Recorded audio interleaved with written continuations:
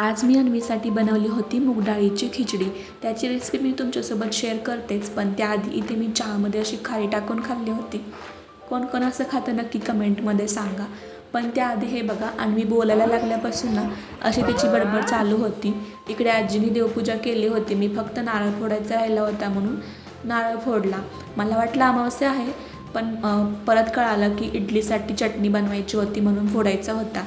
खिचडीसाठी मी ते एक छोटा कांदा, टोमॅटो, कढीपत्ता, ठेचलेलं लसूण आणि भिजत घातलेली मूग डाळ घेतली। पातेल्यामध्ये तूप होतं तर ते टाकलं, तुम्ही तेलसुद्धा टाकू शकता। जिरी, मोहरी, लसूण, कढीपत्ता टाकला, त्यानंतर कांदा आणि टोमॅटो टाकला। जास्त काही मसाले न टाकता मी हळद, मीठ, हिंग पावडर आणि धने जिरा पूड टाकून लास्टला मूग डाळ टाकली। छान अशी उकळी आली की तुम्ही राईस टाकू शकता। त्यानंतर आपली मूग डाळ खिचडी तयार आहे। तुम्ही सुद्धा करून बघा, हे खूप टेस्टी लागतं आणि तुमचं बेबीसुद्धा खूप आवडीने खाईल। इथे आम्ही तिच्या डॅडीला कुंकू लावत होती, ते का लावत होती मी उद्याच्या व्हिडिओमध्ये नक्की सांगेल।